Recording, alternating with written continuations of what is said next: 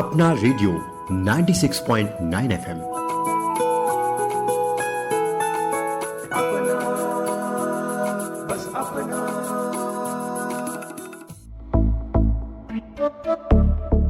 रोग मुक्त जीवन जीने की हो चाहत, नियमित योग करने की डालो आदत। हर रोग को है पीछे छोड़ना, योग से है नाता जोड़ना। सुने हमारी खास श्रृंखला करे योग रहे निरोग।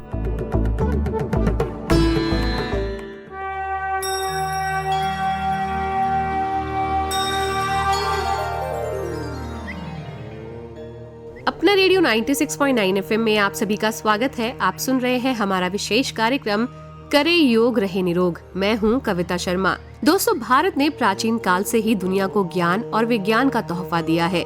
योग भी दुनिया को स्वस्थ बनाने के लिए भारत की महत्वपूर्ण उपलब्धियों में से एक है। भारत के योगियों ने शरीर के हर अंग को स्वस्थ बनाने के लिए अलग अलग आसनों की जानकारी दी है। हजारों सालों से आसन, प्राणायाम और मुद्राएं हमें स्वास्थ्य का तोहफा देते आ रहे हैं। ऐसे वक्त में जब हम हर रोज पहले से कहीं ज्यादा तनाव झेलते हैं, योग आज भी हमें स्वस्थ बनाने की क्षमता देता है, अगर जरूरत है तो सिर्फ रोज इसका अभ्यास करने की। तो आज के इस कार्यक्रम में हम आपको बताएंगे पीठ को मजबूत बनाने वाले और कमर दर्द से जुड़ी हर समस्या को दूर करने में मददगार उष्ट्रासन के बारे में। उष्ट्रासन में शरीर ऊंट की आकृति बनाता है। इस आसन को अंग्रेजी में कैमल पोज भी कहा जाता है। जैसे ऊंट रेगिस्तान के मुश्किल हालातों में भी आसानी से रह सकता है, अगर इस आसन का अभ्यास नियमित तौर पर किया जाए तो शरीर से हर शारीरिक और मानसिक परेशानी को दूर करके स्वस्थ जीवन देने में ये मदद करता है। तो क्या है उष्ट्रासन, इसे कैसे किया जाता है, इसकी सारी जानकारी हमें विस्तार से देंगी योग थेरेपिस्ट नेहा चौरसिया।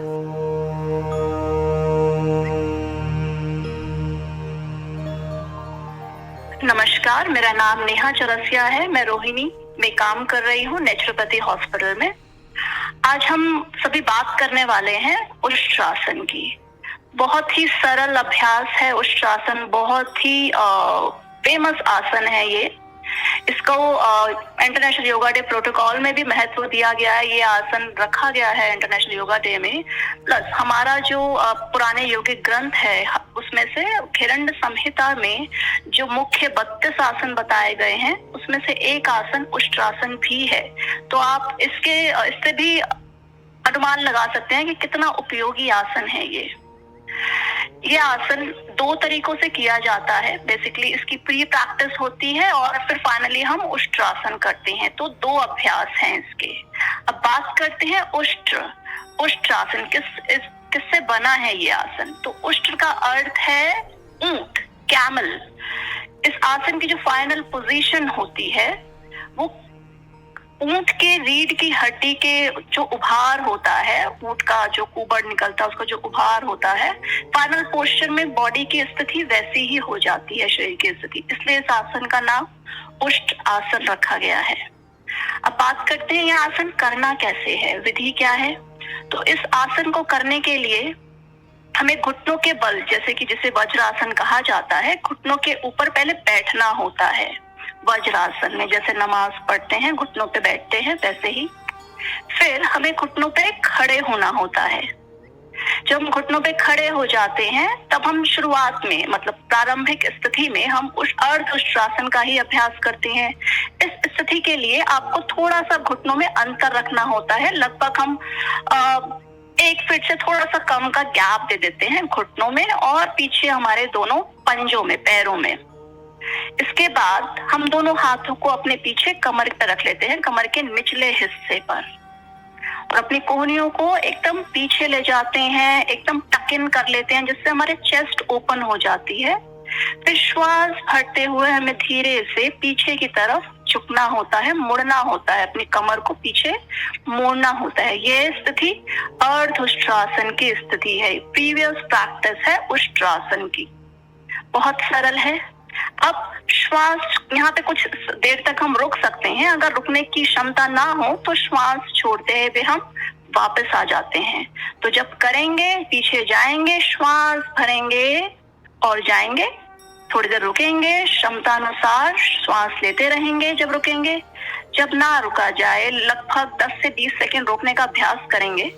जब ना रुका जाए तो श्वास छोड़ते हुए वापस आ जाएंगे और अपने घुटनों के ऊपर ही बैठ जाएंगे, जैसे कि वज्रासन करते हैं। ये हुआ अर्धउष्ट्रासन। ये सभी लोग कर सकते हैं, बहुत ही सरल अभ्यास है। अब बात करते हैं उष्ट्रासन की। ये थोड़ा सा एडवांस है। एडवांस मीन्स थोड़ी सी अगली स्थिति है। इस आसन में भी हम घुटनों के ऊपर फिर से खड़े होते हैं और शुरुआत में थोड़ा सा गैप रखते हैं। अगर आप नए प्रैक्टिशनर हैं, कभी अभ्यास नहीं किया है, तो दूरी रखवाई जाती है घुटनों के बीच में, पीछे पैरों के बीच में भी समानांतर दूरी होती है। दोनों हाथों को अपनी छाती के सामने, अपने चेस्ट के सामने ले आते हैं। अब अपने पाम का जो रुख है, हथेली का रुख बाहर की तरफ कर देते हैं। दोनों हाथ चेस्ट के सामने हैं, हथेलियों का रुख बाहर की तरफ है। अब श्वास भरते हुए दोनों हाथों को पीछे ले जाते हुए, कमर को मोड़ते हुए अपने दोनों हाथों से अपनी एड़ियों को पकड़ने का अभ्यास करते हैं। राइट हैंड से राइट एड़ी को पकड़ेंगे, लेफ्ट हैंड से लेफ्ट हील को, लेफ्ट एड़ी को पकड़ेंगे। तो कमर पूरी पीछे की तरफ मुड़ जाती है। हमारा राइट हैंड राइट हील पर and left hand left heel पर चला जाता है और कमर को आगे की तरफ पुश करते हैं, थोड़ा धक्का देते हैं ताकि एकदम ऊंट के कुबड़ की जैसी स्थिति बन जाए शरीर की। यह अभ्यास उष्ट्रासन का अभ्यास है। यहाँ कुछ देर रुकते हैं। श्वास हमेशा जब भी रुकते हैं चलती रहनी चाहिए सामान्य, और जब ना रुका जाए 10 से 20 सेकंड बाद धीरे से श्वास छोड़ते हुए हाथों को वापस लाते हुए सीधे खड़े हो जाते हैं घुटनों के बल, और फिर आराम से वज्रासन में बैठ जाते हैं और अपने दोनों पैरों को आगे खोल लेते हैं, दंडासन में आ जाते हैं, सामान्य सरल स्थिति में आ जाते हैं। तो यहाँ हमने 2 अभ्यास किए, अर्धउष्ट्रासन और उष्ट्रासन। दोनों ही आसन सरल है। अर्धउष्ट्रासन तो उससे भी, उष्ट्रासन से भी ज्यादा सरल है। तो अब बात करते हैं करना किसको नहीं है। बेनिफिट्स, लाभ मैं बाद में बताऊंगी। करना किसको नहीं है? सबसे पहली चीज, जिसके घुटनों में दर्द हो, कोई भी नी की सीवियर पेन हो, आर्थराइटिस हो, ऐसा कुछ है कि घुटनों में इन्फ्लेमेशन हो, ऐसे पेशेंट्स को नहीं करना चाहिए इसका अभ्यास। दूसरा, जो हार्ट पेशेंट है वो अर्धउष्ट्रासन तो सावधानी के साथ करें, लेकिन उष्ट्रासन अवॉइड करें थोड़े दिन। पहले अर्धउष्ट्रासन कुछ समय तक अभ्यास करें, आराम से हो रहा है, तब हम जाएंगे उष्ट्रासन, फाइनल पोस्चर की तरफ। तो ध्यान रखना है, कोई भी पेशेंट जिसकी कोई सर्जरी हुई हो, पेट की, पीठ की, कंधों की, ऐसे अभ्यासी को भी नहीं करना चाहिए, ऐसे पेशेंट को। और किसी को अल्सरेटिव कोलाइटिस है, हर्निया है, ये भी पेशेंट नहीं करेंगे इस अभ्यास को। अब बात करते हैं इसके लाभ की। बहुत ही उपयोगी आसन है। स्पाइन की फ्लेक्सिबिलिटी को इंक्रीज करता है, कमर दर्द के लिए अच्छा है। अब सब कमर दर्द वालों को ये आप नहीं करवा सकते हैं। जरूरी नहीं है हर कमर दर्द का मरीज पीछे ही जाएगा। अगर स्पाइन में स्टेनोसिस हो गया है, कंप्रेशंस हो रहे हैं, क्रॉनिक बैक पेन है, तो आगे भी झुकना जरूरी हो जाता है उन कंडीशंस में। तो हालांकि कमर दर्द वाले पेशेंट को कराया जाता है, पर देख कर कराते हैं। तो स्पाइन की फ्लेक्सिबिलिटी इंक्रीज करता है। थायराइड ग्लैंड पे बहुत अच्छा स्ट्रेच आता है। थायराइड पेशेंट्स जिनको थायराइड की प्रॉब्लम हो, उनके लिए अच्छा अभ्यास है। जब हम पीछे झुकते हैं तब सारा ब्लड सर्कुलेशन हमारे हार्ट की तरफ, हमारे लंग्स की तरफ, हमारे फेस की तरफ फ्लो करता है ब्लड सर्कुलेशन। तो हमारे लंग कैपेसिटी को इंक्रीज करता है, हमारे हार्ट की स्ट्रेंथनिंग करता है, हार्ट मसल को स्ट्रेंथन करता है।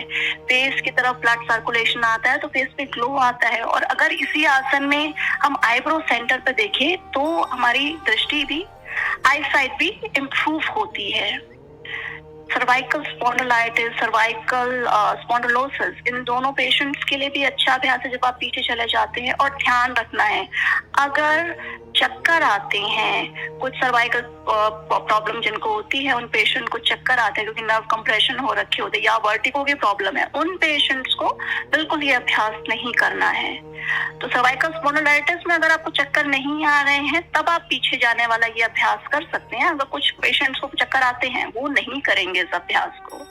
तो बेसिकली स्पाइन की स्ट्रेंथनिंग करेगा, स्पाइन की फ्लेक्सिबिलिटी इंक्रीज करेगा, लंग कैपेसिटी इंक्रीज करेगा, हार्ट को स्ट्रेंथन करेगा, फेशियल मसल्स पे ग्लो लाएगा। फेशियल मसल झुर्रियां बहुत आ रही हैं तो ब्लड सर्कुलेशन जब भी इंक्रीज होता है फेस पर तो हमारी फेशियल मसल्स भी टाइटन होती हैं, आई साइट इंप्रूव होती है।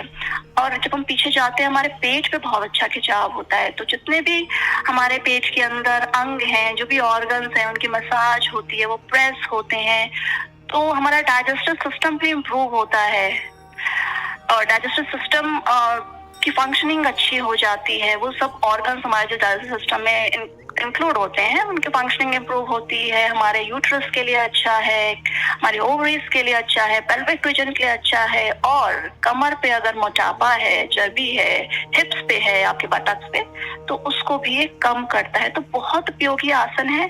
सावधानियों का ध्यान रखना है और फिर अभ्यास करना है, अपनी क्षमता अनुसार करना है। जबरदस्ती अभ्यास करने की जरूरत नहीं है, अपनी क्षमता अनुसार करें। अगर आप नहीं रुक पा रहे हैं तो सिर्फ जाएं और आएं। शुरुआत में सिर्फ जाएं, सांस भरते हुए सांस छोड़ते हुए आए। धीरे धीरे अभ्यास को रैंडमली इंक्रीज करेंगे, ग्रेजुअली। एकदम से ज्यादा देर रोकने की कोशिश नहीं करनी है। तो हमारी महिलाएं, पुरुष, सब बच्चे सभी इस आसन को कर सकते हैं, क्योंकि बुजुर्गों में आजकल जॉइंट पेन, नी पेशेंट बहुत हो गए हैं, नी पेन वाले, तो थोड़ा सा उनको हम अवॉइड कराते हैं। अर्धउष्ट्रासन करवा देते हैं, बट उष्ट्रासन अवॉइड कराते हैं। नी पेन है तो बिल्कुल ही हम खड़ा ही नहीं करते हैं घुटनों के बल। तो ध्यान रखना है सावधानियों का, उसी के अनुसार आपको अभ्यास करना है। तो जरूर इस आसन को अपनाएं। अपने जो भी आपका योगिक आपका प्रोटोकॉल है, जैसा कि हमारा इंटरनेशनल योगा डे का जो प्रोटोकॉल है, उसमें जितने अभ्यास है उसमें से ये भी एक है। तो आप भी जितने आसन कर रहे हैं उसमें ये भी ऐड करें। सावधानियां का ध्यान रखें, जिनको नहीं करना है वो ना करें, जो कर सकते हैं वो जरूर इस आसन का अभ्यास करें। और ध्यान रखें, पीछे जाने का आसन है तो आगे झुकना भी जरूरी है, काउंटर पोस्चर करना जरूरी है, स्पाइन को न्यूट्रल सेंट्रलाइज करना जरूरी है। तो पीछे गए हैं तो आगे जरूर जाए। आप शशांक आसन कर सकते हैं आगे जाने के लिए, मतलब कि आप वज्रासन में बैठे हैं, आगे से घुटनों को खोल सकते हैं अगर आपका पेट बड़ा हुआ है, या अगर पेट नहीं बड़ा हुआ तो घुटनों को मिला के भी आप आगे की तरफ झुक सकते हैं। हाथों को आगे सीधा कर देंगे, माथा अपना जमीन से लगा देंगे। शशांक आसन नाम है, काउंटर पोस्चर है बेसिकली ये उष्ट्रासन का। तो अगर हम उष्ट्रासन करने वाले हैं तो हमें अर्धउष्ट्र भी करना है, उष्ट्र भी करना है, एंड देन शशांक आसन भी करना है। मींस वज्रासन में बैठ के आपको आगे की तरफ नीचे भी झुकना है, फॉरवर्ड बेंडिंग भी करनी है। तो 3 आसन इकट्ठे आपको करने पड़ेंगे अगर आपको उष्ट्रासन करना है तो जरूर इस आसन को अभ्यास करें सावधानी के साथ। आज के लिए बस इतना ही। धन्यवाद।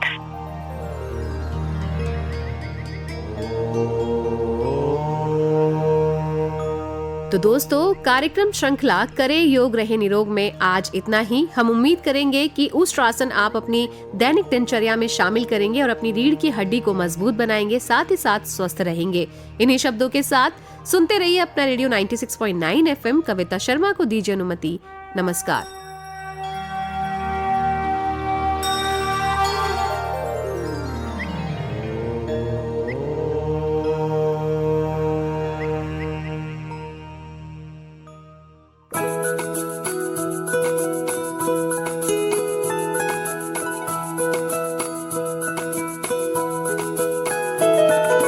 मेरी ख्वाहिशें, मेरे अरमान, मेरा बस यही सपना, जिंदगी में हर कोई समझे हम सफर मुझे अपना अपना, बस अपना।